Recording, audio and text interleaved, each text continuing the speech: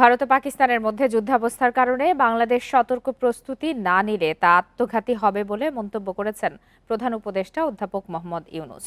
দুপুরে রাজধানীতে বিমান বাহিনীর বার্ষিক মহড়ার শেষ দিনের অনুষ্ঠানে এই মন্তব্য করেন তিনি। এ বিষয়ে আলোচনা করতে হংকং থেকে আমাদের সঙ্গে যোগ দিয়েছেন জাহাঙ্গীরনগর বিশ্ববিদ্যালয়ের সরকার ও রাজনীতি বিভাগের সহযোগী অধ্যাপক ডক্টর মোহাম্মদ ফরিদ হোসেন। ডক্টর মোহাম্মদ ফরিদ হোসেন, আপনাকে স্বাগত জানাচ্ছি ইন্ডিপেন্ডেন্ট টেলিভিশনে। আমরা তো জানি যে ভারত পাকিস্তান ঐতিহাসিকভাবেই তাদের সম্পর্কের একটি টানাপোড়েন রয়েছে এবং যেখানে মাঝে মাঝেই তাদের এই সম্পর্কের আমরা উষ্ণতা দেখতে পাই। সেক্ষেত্রে এই মুহূর্তে যে ধরনের উত্তাপ চলছে দুই দেশের সম্পর্কের মধ্যে, বাংলাদেশকেও যুদ্ধের সর্বোচ্চ প্রস্তুতি কেন নিতে হবে, কোনো ধরনের শঙ্কা রয়েছে কিনা? আমাকে যুক্ত করার জন্য আপনাকে ধন্যবাদ। একটি বিষয় দেখেন, যেটি হলো যে পাক ভারত যুদ্ধ যদি সেটি আপনার শুরু হয়, সেটার বাইরে কিন্তু বাংলাদেশ শুধু নয়, আমি যদি বলি যেটা হলো যে দক্ষিণ এশিয়ার কোনো দেশই সেই যুদ্ধের যে নেতিবাচক প্রভাব তার থেকে মুক্ত হতে পারবে না। কারণ আপনি আপনি যদি দেখেন, যেটা হলো যে দুই নিউক্লিয়ার আর্ম পাওয়ারের যুদ্ধ, এটি মানে হলো একটি বড় ধরনের ডিজাস্টার। আর আপনি যদি দেখেন, সেটি হলো যে বাংলাদেশের সাথে সাম্প্রতিক সময়েও কিন্তু ভারতের যে ডিপ্লোম্যাটিক টানাপোড়েন, অন্যদিকে পাকিস্তানের সাথে আমাদের যে ডিপ্লোম্যাটিক রিলেশনশিপের এই সরকারের সময় বিশেষ করে যে একটি বিল্ডিং এর যে একটি প্রসেস, সে সব কিছু মিলিয়ে কিন্তু বাংলাদেশের গায়ে কিন্তু একটি আঁচ পড়বে।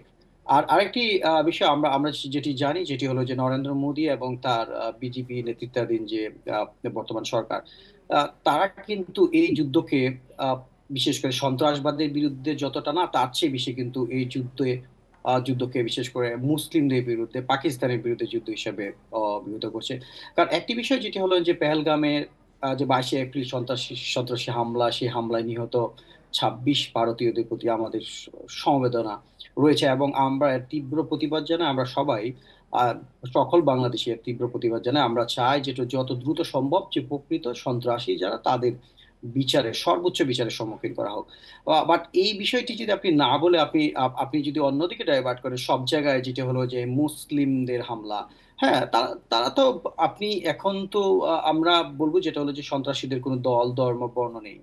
সো আপনি এটা কিভাবে মুসলিমদের হামলা হিসাবে অভিহিত করবেন? কারণ আপনি যদি দেখেন, সেটি হলো যে পাকিস্তানের বিরুদ্ধে যুদ্ধের প্রস্তুতি নিচ্ছে, এইদিকে বাংলাদেশি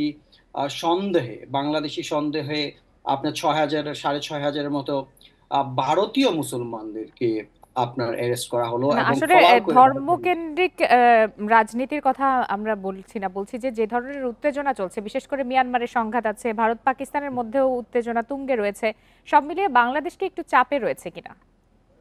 ডেফিনেটলি বাংলাদেশ অবশ্যই চাপের মধ্যে থাকবে। কারণ আপনি যদি দেখেন, যেটা হলো যে ভারত পাকিস্তান যুদ্ধ সংগঠিত হলে বাংলাদেশের সাথে আপনি যদি দেখেন, যেটা হলো যে ভারতের সাথে আমাদের সম্পর্ক সেটিও ছিন্ন করার মতো নয়। আবার আপনি যদি বলেন যে সাম্প্রতিক সময় যে পাকিস্তানের সাথে আমাদের যে সম্পর্কের যে পুনর্নির্মাণ শুরু হয়েছে, সেই জায়গা থেকে কিন্তু আপনি সরাসরি কোনো দেশের পক্ষে বা বিপক্ষে বাংলাদেশের এই সময় বিশেষ করে অবস্থান নেওয়া খুবই আহ, আমি যদি বলি, যেটা হলো যে বিপজ্জনক একটি বিষয় হবে। কারণ এই এই জায়গায় যেহেতু এই যে বিপজ্জনক একটি পর্যায়ে রয়েছে বাংলাদেশের অবস্থান, সেক্ষেত্রে বৈশ্বিক রাজনীতি এবং কূটনীতির মারপ্যাচে পড়ে গেল কিনা বাংলাদেশ? না, আমি আমি ওইভাবে মনে করিনি। কারণ হলো এই পেহেলগামের সন্ত্রাসী হামলা, পাকিস্তান ভারতের মধ্যে যে টানাপোড়েন সম্পর্কে, সে জায়গায় আমাদের বাংলাদেশে কোনো ধরনের সম্পৃক্ততা, বাংলাদেশের কোনো ধরনের আমি যদি বলি যে ইনভলভমেন্ট নেই, সেই জায়গায় নেই। বাট আমাদের আমরা যেটি জানি, সেটি হলো যে আমাদের রিলেশনশিপ ইন্ডিয়ার সাথে যে টানাপোড়েন, সেই জায়গায় আপনি আপনি যদি দেখেন, সেটি হলো যে ইভেন আমাদের পার্শ্ববর্তী বিশেষ করে ভারতের পশ্চিমবঙ্গের অনেক বিজেপি নেতা কিন্তু বাংলাদেশের দিকেও ইঙ্গিত তুলছে।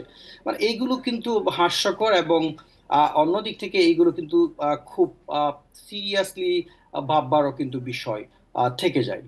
কারণ আমি আবারও বলছি, সেটি হলো যে পাক পাকিস্তানের বিরুদ্ধে যুদ্ধের প্রস্তুতি, এই জায়গায় বাংলাদেশিদের আপনার গ্রেপ্তার, বাংলাদেশি তথাকথিত বাংলাদেশি বা তাদের মধ্যে কিন্তু অধিকাংশই কিন্তু ভারতীয় মুসলিম।